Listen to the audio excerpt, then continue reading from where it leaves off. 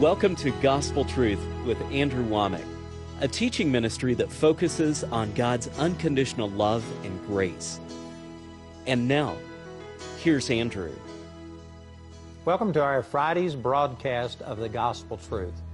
Today is my very last day of a series that I've been teaching on a subject I've entitled, You've Already Got It. I think this is either the end of our 6th or 7th week of teaching on this, and I've got this book in Spanish as well as English, and I tell you, this is a life-changing teaching. I really believe that.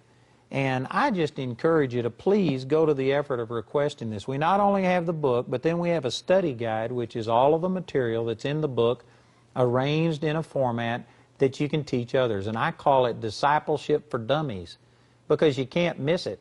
Plus, we have CDs and DVDs. Today will be my last day to make these materials available as an offer here on our television program. So please go to the effort of getting this. I tell you, it'll help you.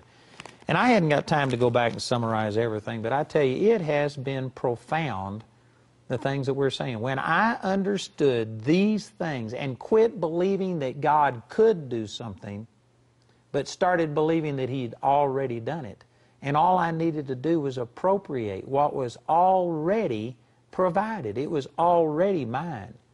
That made a huge difference in my belief system, in the way that I received from God. It made a huge difference in the manifestation of God's power. And I started seeing things happen much greater and more people changed and stuff. I tell you, this is just a foundational truth, and it has not only changed my life, it's changed the lives of many, many, many people. And I'm just excited about it. You know, today, here's something that I would like to do today, and that is we make these programs, of course, in advance. And I recognize that you're watching this in the month of June. But back on March the 22nd, this was the evening before the night God changed my life in 1968. March the 23rd, 1968. So it was the evening before the 46th anniversary of when God just totally, totally changed my life. We had a grand opening and a dedication celebration of our new facility in Woodland Park. Now, we call the entire property there the sanctuary. That's what we've given to the name of the entire place. But this first building out of 2 that we're building for a new Bible college campus, I call that place the barn because of the rafter system and the way that it looks. It's a very nice barn. But anyway, we got this done. Many of you have heard me talk about this. And counting the infrastructure, we did $11 million worth of infrastructure, and the purchase of the property and the building of the building. Altogether, it was $32 million. And we got it done debt-free. Praise God. Man, it was a blessing. So anyway, we had this dedication service, and it was a powerful, powerful time. I tell you, the praise and worship was awesome. I am just so excited what God is doing and the way that people were glorifying the Lord. I had my wife, Jamie, sing with the praise and worship group, and she led a special song. Matter of fact, one of the songs that they sang was How Great Thou Art. And you know, that's a special song to me because that was my dad's favorite song. And he died when I had just turned 12 years old, just a couple of days past my 12th birthday. And that was his favorite song. And at his funeral, they were singing How Great Thou Art. And I remember as a 12-year-old boy, I was sitting on the front row, and I was looking at my father's body lying in that casket right in front of me. And it didn't look like God was great. I had prayed and asked God to heal my dad. And yet it didn't look like things were working. And yet here they were singing this song about how great thou art. And I remember thinking, God, if you're really great, then do something in my life. Reveal yourself to me. Show me what you want me to do with my life. And I mean, here's a 12-year-old kid. I didn't understand very much. I didn't pray a long prayer. I don't even think I said it out of my mouth. It was just a prayer in my heart. And yet, 7 years after that, actually 6 years after that, just under 7 years, is when I had this miraculous encounter with the Lord, March the 23rd, 1968. And I mean, God revealed Himself to me. And that little prayer that I prayed as a 12-year-old, God heard and answered it and revealed Himself and started me down a road that has forever changed my life. It was awesome. And so this was the evening before the 46th anniversary of that. And we were talking about the great things that God had done. We thanked a lot of people. We gave a lot of stats. I had my Bible college director, Gary Lukey, come up and inform the people about what Charis Bible College was all about, because there was hundreds of people that were outside of our ministry, just people from the community that wanted to come and see this building. And so we had hundreds of people from the Woodland Park area come, and they got information about not only that one school, but our whole CBC network with 40 extension schools around the world, and all of our correspondents and online people. Altogether, I think there's 5,300 people, something like that, in our Bible college system right now. And I tell you, it was really impressive. We showed some videos and stuff, but what I was wanting to get towards, and I want to play a portion of this for you today. But one of the points that I was trying to get across to people is it's not about me. This isn't about something that I believed for and asked God to do. I never had it in my heart to have a Bible college. And then I never envisioned a Bible college campus and prayed and begged God to let me do this. God's the one that spoke to me, I mean out of the clear blue, in 1993 about starting a Bible college. And then it was just out of necessity. We outgrew the facility that we had in Colorado Springs, and we started looking, and we found a property up in Woodland Park, which was 22 miles away, that was $4 million for 157 acres with a $2.5 million lodge on it, compared to down here in Colorado Springs, $22 million for 90 acres that didn't even have city utilities included with it. It was just one of these things that, you know, why would you buy 90 acres for $22 million that doesn't have any city utilities on it versus paying $4 million for 157 acres with a $2.5 million lodge on? I mean, it's a no-brainer. We didn't beg God for this and plead, no, God, plead to do this. It's just, I mean, it was the simplest, easiest thing to do. And one of the things that really has touched me, and I wanted to share this with you on our program today, to confirm that this was just a God deal. It was God's idea, that all I've done is respond to God's leading. I have not tried to get God to respond to me. We sent our television crew down to San Antonio, Texas, to interview Mark and Deb Littlestar. They're the people that used to own that property that I'm now calling the sanctuary. And I'll just give you a real quick thumbnail deal of this, and then we will actually show the interview that my television department did with them, because I tell you what, there wasn't a dry eye in the place. It was powerful, the impact. And Mark and Deb Littlestar were talking about that Deb's father, Gilbert Jackson, was diagnosed with cancer in 1992, and after surgery and treatments in 1993, he was in the last stages of his life, and he was an intellectual. By Mark's own statement out of his mouth, you know, he was an intellectual that he just felt like that he would never respond to the Lord unless somebody who was really intellectual or something could come along and answer all of his questions. Gilbert looked at Christianity as like being a crutch for people, and he didn't need this. So they had prayed, you know, for other people to come, but they were just expecting it to be the high and mighty, somebody who understood and had this intellect that could match Gilbert and stuff. Well, instead, on his birthday, June the 22nd, 1993, it was Gilbert's hospice worker, one of his night nurses, that told him on his birthday that, Gilbert, you've got everything except one thing. What you need is Jesus. And this lady, who is from a different race, from a different background, I think she only had like an 8th grade education or something, she is the one that God used to reach this powerful man who had all of this money and all of these things going for him, and she led him to the Lord, and he got miraculously saved. And on this video, we didn't include this in the video, but I want to point out that when Gilbert got saved, it was June the 22nd, 1993. That was 1 week after God had spoken to me in England about starting a Bible college. And I mean nearly at the exact same time, God touched Gilbert. He got born again, and he told his family specifically to take this 157 acres, combine it, it was in different parcels, combine it, and use it for Christian education. And I also was told that he only lived another 14 days, I believe, after he got born again, and he wanted this property to be used for Christian education.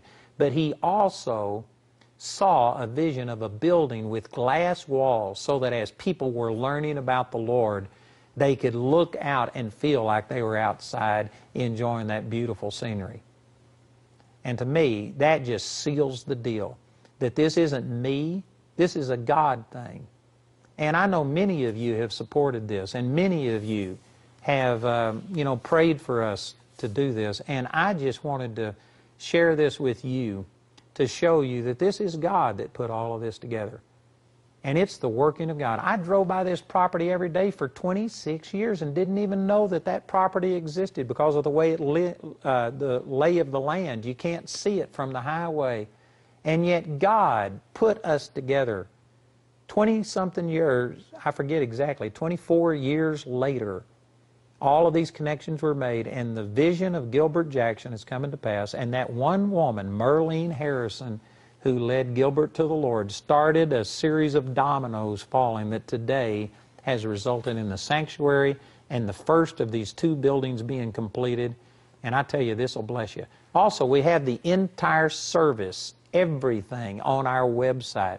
Our announcer is going to give you information about that. But watch this little video about Mark and Deb Littlestar talking about the new birth of Gilbert Jackson that started what we are calling the sanctuary.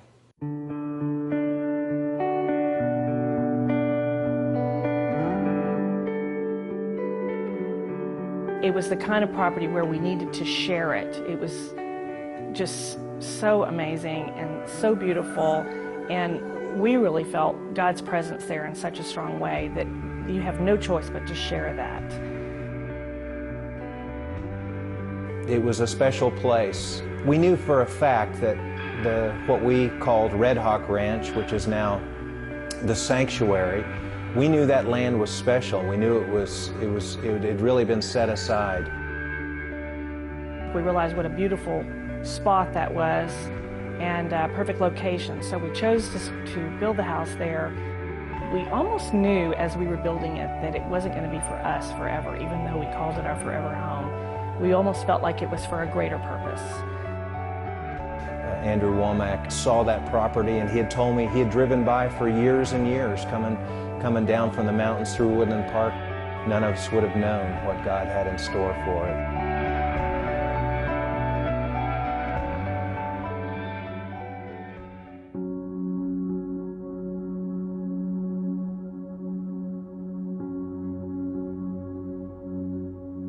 Dad was a visionary.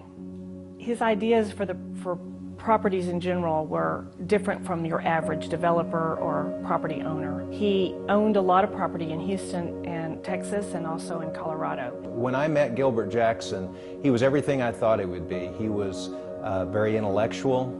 He was extremely smart, highly educated, successful. He did not connect any kind of spiritual aspect to his business dealings at all. He intellectualized it from an early age and up to the very end.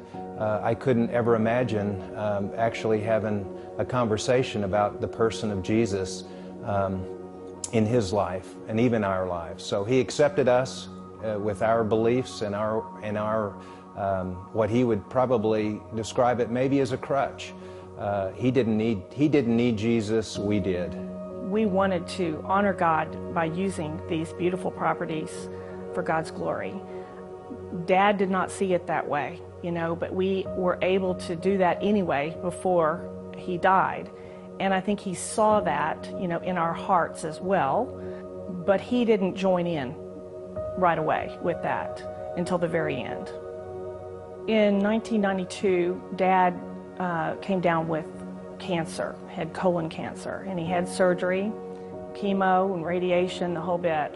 One of the ladies that came to work as one of the nurses not only was a fabulous cook that we all benefited from, but she was just an angel. She was a believer, and she was able to be there the night of his 74th birthday. She said, "Mr. Jackson, there's just one thing I know you're missing." And he was like, "What? You're holding out on me? You have some secret that I don't know?" And she told me later, she said, I wasn't prepared.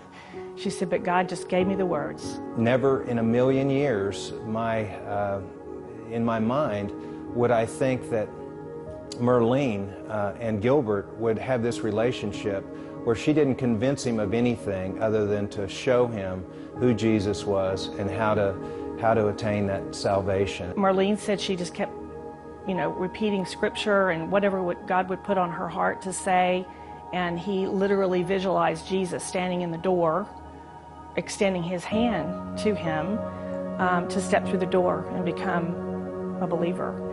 And Dad argued with Jesus because he said, I'm not worthy. I've done, bad things and not been a great person and those kind of things. And Jesus, of course, said, it doesn't matter. Step through this door, and he did. He took Jesus' hand and he stepped through that door, and the rest is history.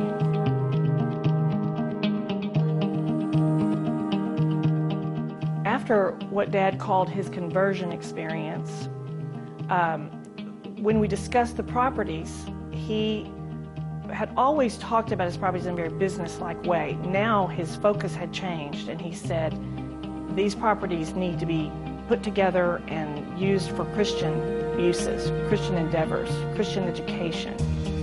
He was big into education. Mark and I had lived in Woodland Park for several years in different areas, and after Dad died, we received that property. We decided to build a house out there. That's where we wanted to be all the time. So we made plans to build a big house, and it took about 10 months, I think, to build it. We had a wonderful experience. Some friends of ours that knew we were building had some missionary friends come visit them, and they said, could we come out and see the property? And we said, sure. And we had broken ground, but it wasn't real far underway yet, and they were missionaries, and they just said, you know what, can we just pray for y'all? We said, absolutely. Well, it was their idea for the four of us to face in 4 different directions, north, south, east, and west, and back to back. We were back to back, facing in those directions, and we prayed for that property. They prayed, and we prayed for the property, for the construction, just for God to bless it, for God to use it as He would have His way with it. And it was a very powerful moment for Mark and I.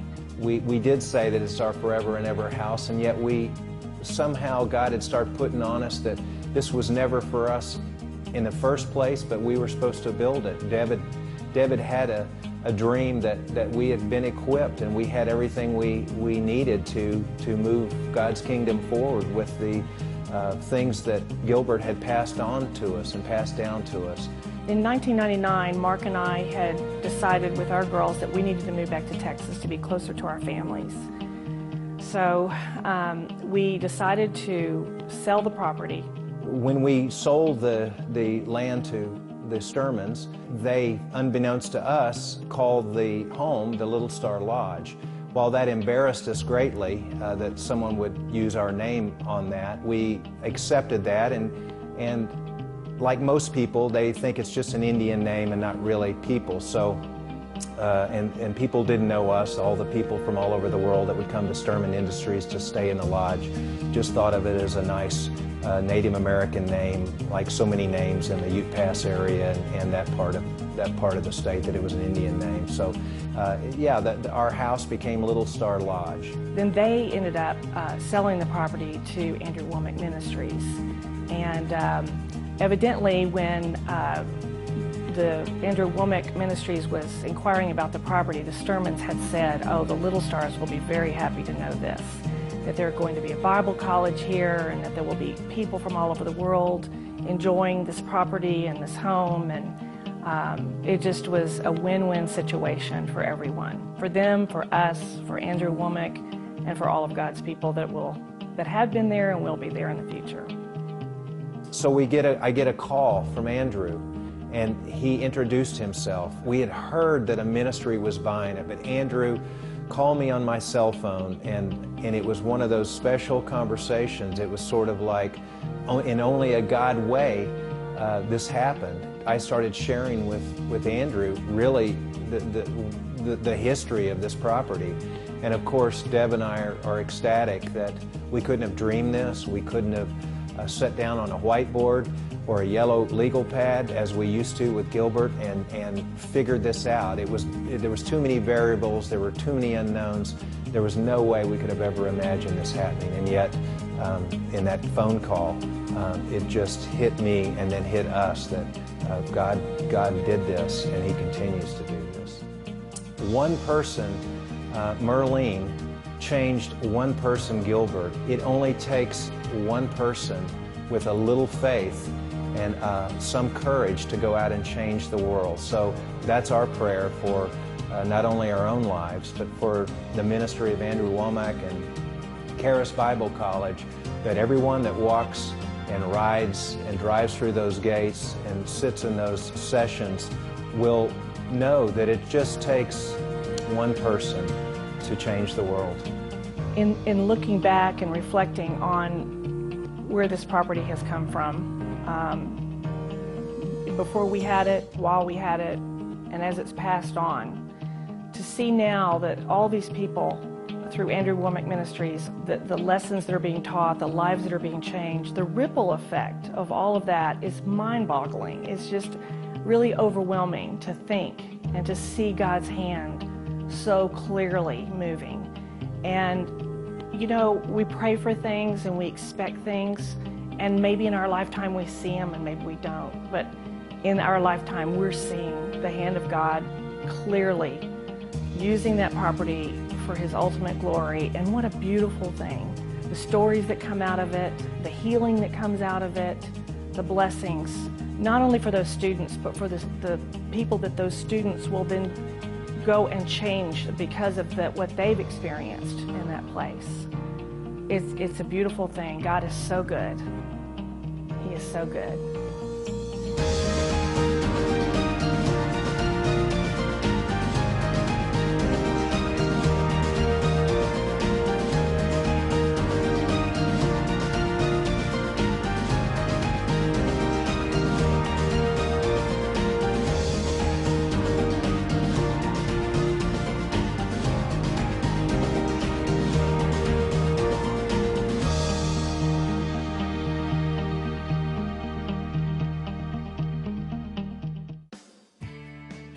On today's program, Andrew mentioned the grand opening celebration service for Charis Bible College's new campus in Woodland Park, Colorado.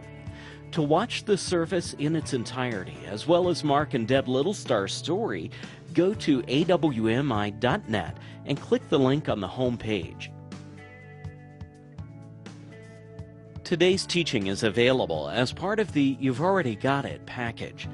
This package includes the You've Already Got It teaching series on your choice of either CD or DVD as seen on TV, the book, and the companion study guide, which includes the entire teaching, along with a data CD that allows you to print off as many copies of the lesson outlines, discipleship questions, and scriptures as you'd like. This entire package has a catalog value of £46.49, but today you can get it for only £30.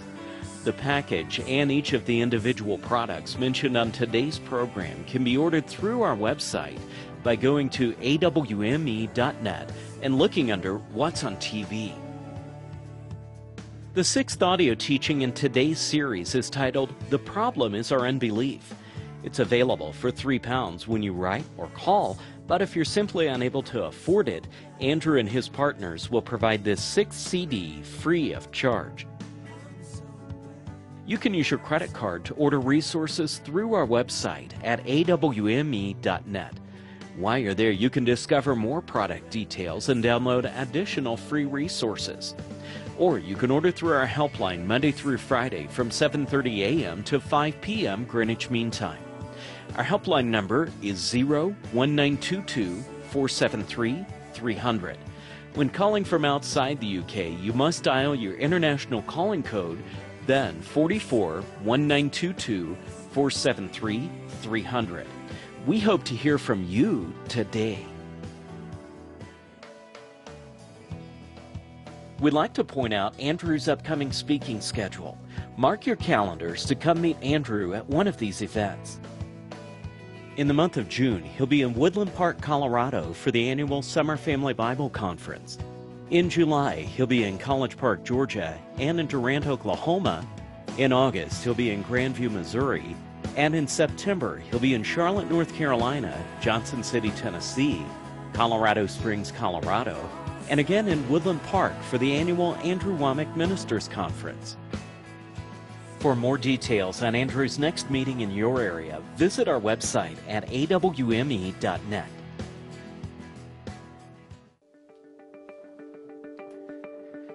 Are you satisfied with your life? Is it time for a change? Are you ready to discover God's purpose for you and how He wants to use you to change the world? Go to charisbiblecollege.org to discover 5 ways to change your life with Charis Bible College. Day school, night school, extension schools, online school, and correspondence school. Since 1994, Charis Bible College has been in the business of changing lives, and changing the lives of students from ages 18 to 88. Now at Charis Bible College, you'll discover your gifting and purpose. You'll become equipped with practical knowledge and first-hand ministry experience, and be transformed by the almost too good to be true news of God's unconditional love and grace. Day students enjoy direct interaction with staff and faculty, as well as guest instructors in a live classroom setting, while night school students participate in live and DVD instruction in a more intimate setting. Now, if you can't attend classes at our main campus in Woodland Park, don't despair. You can still attend Charis Bible College at any one of our many extension schools located literally around the world. Go to charisbiblecollege.org to find a location near you. Perhaps online school is more suited to your schedule or location. Well, learn in the comfort of your own home, workplace, or even your local coffee shop, working with a Charis Bible College online facilitator. If you don't have computer or access to the internet, you can take advantage of our Charis Bible College correspondence classes. Begin when you're ready and study at your own pace. 5 ways to change your life. Charis Bible College, day school, night school, extension schools, online school, and correspondence school. Check us out at charisbiblecollege.org and enroll today. Or call us at 719-635-1111. If you're calling from outside the U.S., contact our UK office at 44-1922-473-300. Change your life and change the world.